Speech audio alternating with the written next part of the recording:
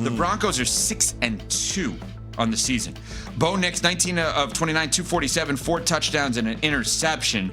And they have played tremendous football as of late. Best defense in the league, arguably. But the Dallas Cowboys, maybe the worst defense in the league. And Jerry Jones, the owner of the team / general manager of the team, had this to say about the Cowboys defense after allowing 44 points. I see the same thing you see. It should be depressing to have those numbers of 10 plays or more, as many of them as we had there early in the ball game. But I don't see lack of effort out there. I see guys that could be sure, more firm in their execution. And I just saw some guys out there that give their offensive line credit and their blockers credit. They did a good job on our defensive players in a lot of cases. So your biggest takeaway from that game yesterday, how good the Broncos are and maybe Super Bowl good, or how the Cowboys need to be sellers or buyers at the trade deadline, but they need to be active around the trade deadline? Biggest takeaway. Well, the Denver Broncos defense is obviously legit. They're awesome. If you can get Bo Nix to consistently perform, this is a team that can still challenge in the AFC West and potentially challenge for a Super Bowl. We had a lot of expectations for them heading into the season, and obviously consistency is key, but they've got a lot of pieces in place to really go on a run. Now, conversely, that Cowboys defense is what we thought it was too. It's the 5th game allowing 40 or more points since the start of last season, tied with the Panthers for the most in the NFL. They're allowing 31.3 points per game this season, and I don't see that improving anytime soon, guys. Yeah, I don't think it's going to get better anytime soon either. As great as Dak plays, the Dallas Cowboys defense is so bad, you make the opposing quarterback better.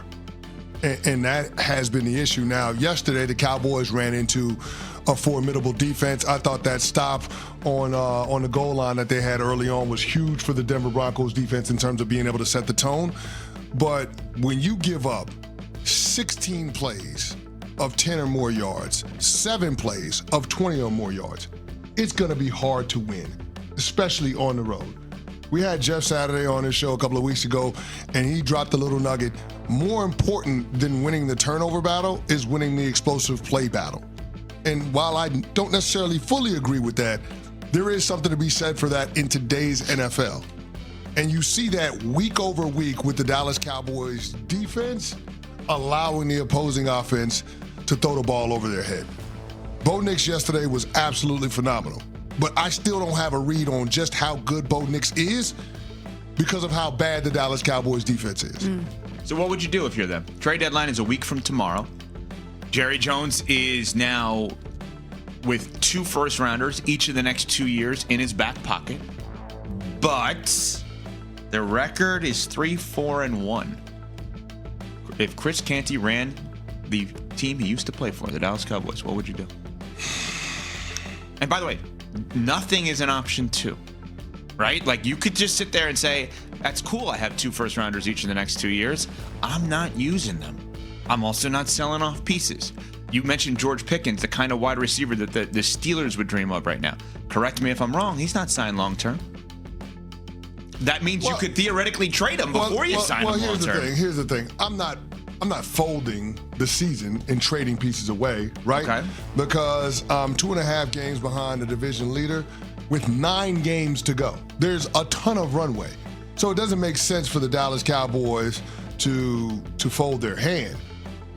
I think it becomes an interesting proposition in terms of what Jerry Jones does and how he proceeds. But if you look at the upcoming opponent, they've got the Arizona Cardinals at home. That's a game that they should win. So if you go into the bye week 4-4-1, I could see the Dallas Cowboys adding to this roster because there's an opportunity there. And we keep talking about the flux of that division. 2 decades, never had a repeat champion. The Philadelphia Eagles, even though they were dominant yesterday against my New York Giants, they still have huge question marks, particularly with their wide receiver, A.J. Brown.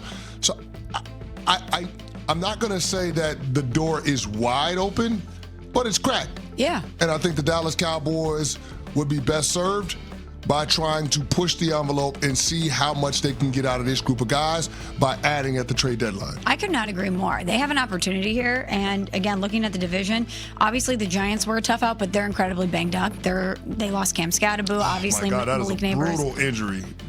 That was very tough to watch. Yeah. And he obviously provided so much energy and such a spark to that offense and to that team as a whole. But the Giants are all of a sudden pretty banged up. The Commanders have been inconsistent because of injuries. The Eagles, while they seemingly have gotten back on track, you're right, A.J. Brown didn't play yesterday. You're wondering what's going to happen there.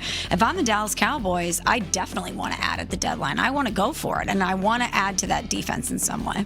Coming up, what can Brown do for you? Nothing. And that may be a new bundle, home, auto, and motorcycle. Learn more at progressive.com. I'm just talking a little nutrition, that's all. Okay. It's a big week for me, race There we week. go. So. Race week. Let's Race week. go. Let's go. Week, Halloween. Let's go. We have a big week ahead. Yeah. Smalls has a big Friday. I don't know if I'm allowed to say it, but man, oh man, a big Friday. You can say it. We'll save it. Okay, We'll save save it. it. We'll save it. It's awesome. I'll just put it that way. Yeah, I'm All very right, let's excited. start. Green Bay beats Pittsburgh last night, 35-25. Smalls, your team one line.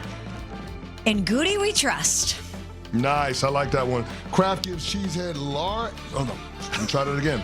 Kraft gives Cheesehead's last laugh over Rodgers. I can't believe what was said before the season may be right during the season.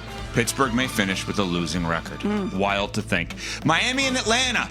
Marino, 3 touchdowns in the 34-10 victory over the Falcons. What? As Chris Berman says, Smalls? Seems like Tua should continue to do his talking on the field. Falcons spin the block with their ex, and they realize the idea of Cousins is better than the reality of him. A collaborative loss for Atlanta that could cost people jobs. New York. You got to let that go. Never. New York Jets and Cincinnati Bengals. The Jets get their first win of the season, 39-38 over the Bengals. Anything is possible. The Jets won a game. This one's for Nick. 500 total yards and 39 points by the Jets offense. I'm not going to go after that because that was good, and let's just leave it at that. Nick Mangold's horrific, tragic passing yesterday. All-time iconic Jet, all-time iconic guy, gone way Ring of too Honor, soon. future Hall of Famer. Yes. Gone way too soon Horrific. yesterday. No easy way of transitioning off of that, obviously. He is from the state of Ohio, and 45 miles away from Cincinnati Stadium. Yeah. Cleveland and New England, 32-13. Pats beat the Browns. Are Drake May and the Patriots the sneakiest, dangerous team in the NFL?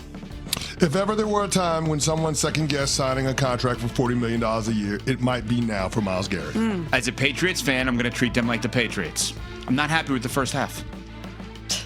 Oh, yeah, I'm back, baby. I'm not happy with the first. It was a crappy first half for New England. That's the way the Patriots rock. Oh, I cannot believe I'm back. All right, the Eagles beat the Giants in a rematch from a couple of weeks ago where we were at the game and the Giants won. Philly wins 38-20. Saquon, so good to see you. Blown call on a tush push adds insult to injury for Big Blue.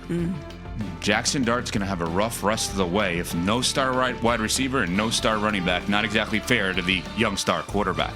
Buffalo and Carolina. The Bills do what the Bills should do against Andy Dalton, who's still in the league, and the Panthers 40-9 Buffalo over Carolina. Bank on the bye. Josh Allen improves to 8-0 after the bye week as the Bills crush the Panthers.